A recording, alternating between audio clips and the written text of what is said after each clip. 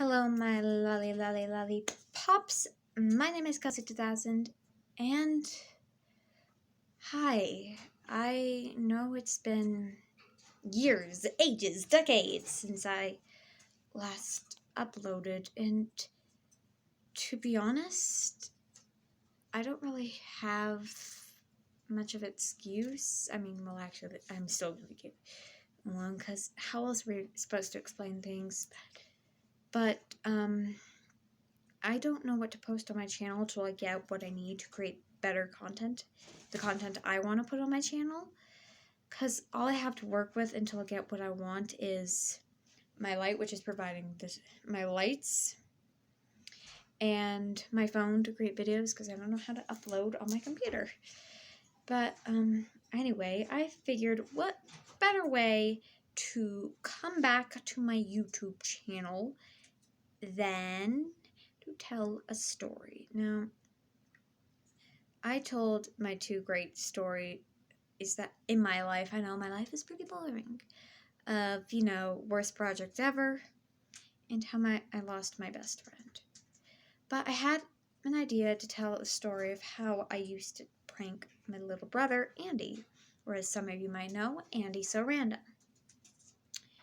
So, for some context, a few Christmases ago, well, not a few, like many Christmases ago, back when I was like 8 or 9, or something close to that, during Christmas night, so even more of context, my family goes out of state to see my family for Christmas, so we do things differently. So when we're not driving a 16-hour drive to my grandparents' state, we're at home putting presents under the Christmas tree as days go by. Now, we'll choose a night, like 1 to 2 weeks before Christmas, and we'll open our presents. And I know that's not a tradition, but it's our tradition, and you'll see this works. So, we'll open our presents, get what we got from each other. We'll drive to my dad's side of the family, spend like 3 days with them, all the way to Christmas Day. Not Christmas Day, Christmas Eve day. And on Christmas Eve, we'll open presents for my dad's side of the family. And the next day, we'll drive to my mom's side of the family, which is like 2 hours away. And then we'll open presents on Christmas Day for there. So still, we're technically following tradition. But anyways, one year, while at Grandma's dad's side of the family, we were opening presents. And there were, I think it was just in one big, like, brown paper bag with the handlebars, but I could only see one thing sticking out of that bag, which was a flower, which I believe it fell. It fell. But anyway, it would be on my bed, but it's so small that it falls down my bed. So I'm gonna go get it, actually. I'll be right back. Until then, look at room.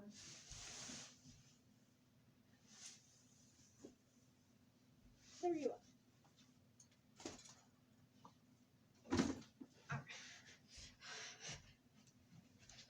So this was the flower that I saw out of the paper bag.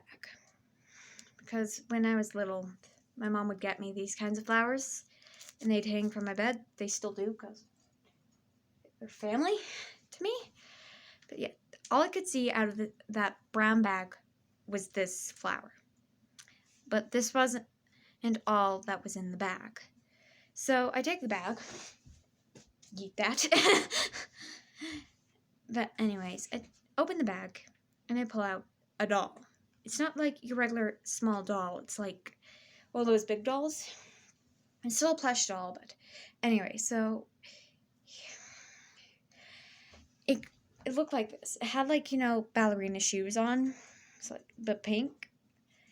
And it had this, like, pink dress, like a princess would wear, like the big poof thing on the shoulder, the long sleeves, just like the cut dress thing where it's like there.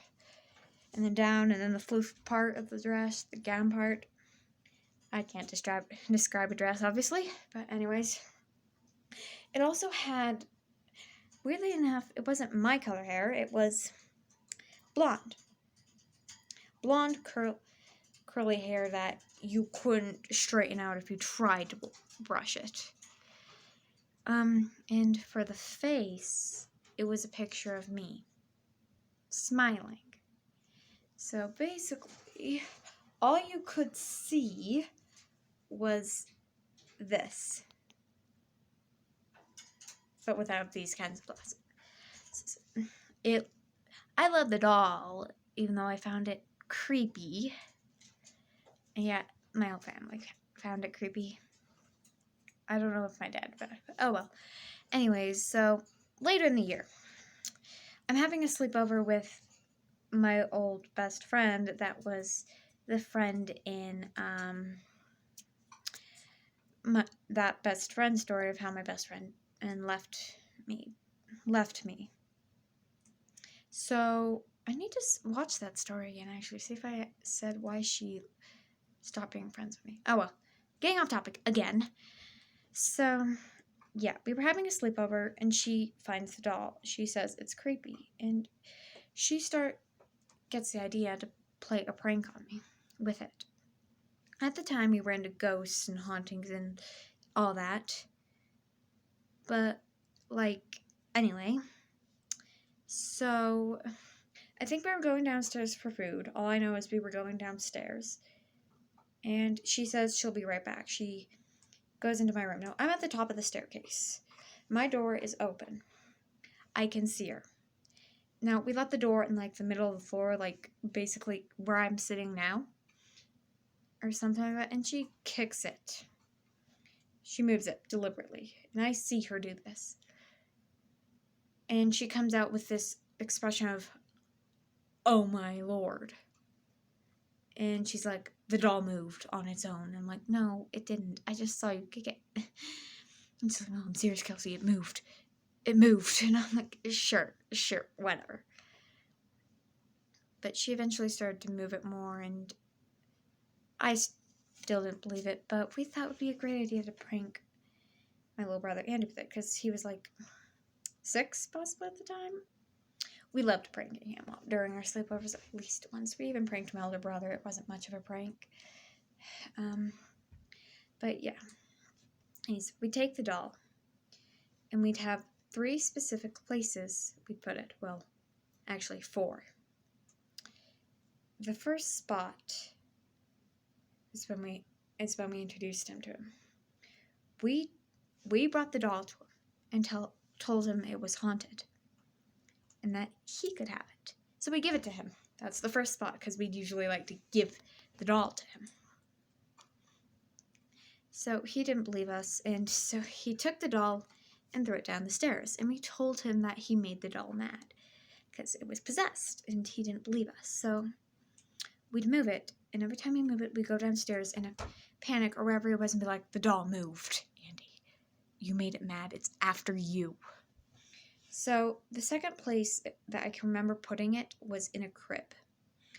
So Mom had a crib in her room.